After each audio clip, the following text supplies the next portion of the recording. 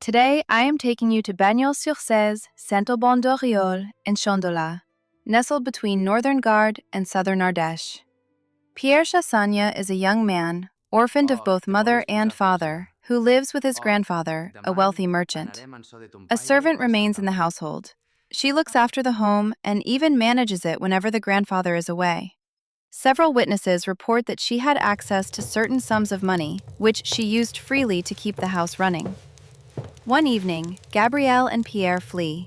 Sarah Bondu, the mistress of an inn in Bagnols, reports their passage through her establishment.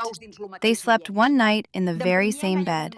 She explains having first been suspicious, imagining that Gabrielle was a girl of ill repute. But the latter declares to her, "I hold him as my husband. He has promised to marry me, and we are going to the place of Saint-Aubin, to my father's." Gabrielle adds, "Pierre is the son of a wealthy merchant from Bagnols, and it will be a great fortune for me, for he is very rich." Sarah then asks her, "Do the boy's parents hold him in good standing?" No, the grandfather does not hold him in good standing and does not want it. A little later, Gabrielle confesses to the innkeeper's daughter that she is pregnant and that they are betrothed. We are here in a rather classic scenario, of which the archives are not stingy: the abduction of seduction. But most often, it is the boys who, on horseback, come to fetch their beauty to take her away and escape parents refusing the marriage. One will see, moreover, in the 18th century, a defense strategy develop.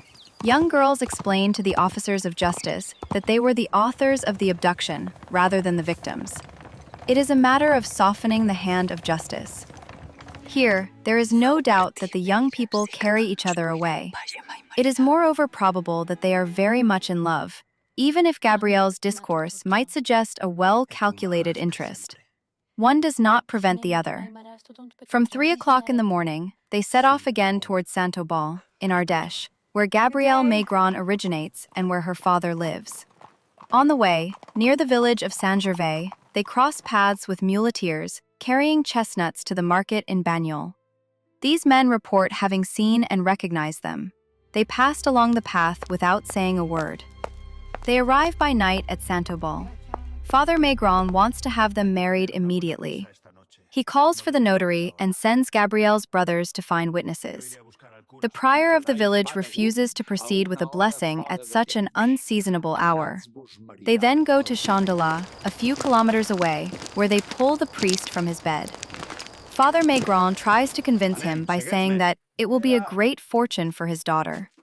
The priest finally consents to bless the betrothed, without taking into account the hesitations of Sieur Chapelle, present on the scene, who invokes the young age of the boy. The priest replies that he is well aware of it, but that, if he does not marry them, Father Maigron will go have them united by the pastors, who will not recoil. Our knowledge of the case ends here. Nothing, however, allows one to assert that love played no role in this journey. Our knowledge of the case ends here. The archives, because they are judicial, naturally orient the analysis toward the question of money, the young man's fortune, the supposed interest of Gabrielle, the calculations that each attributes to the other. This is the heart of the recourse, the ground on which one argues, that which justifies the intervention of judges. Within this conflictual framework, certain witnesses do not hesitate to disqualify Gabrielle. They call her a witch, a whore. They say she is oven-ready, a trivial way to insinuate that her sex would be warm and welcoming, thus dangerous for a young man's virtue and for the family estate. These words are not neutral. They belong to a strategy, to soil the reputation in order to better convince that the whole affair is nothing but a self-interested maneuver.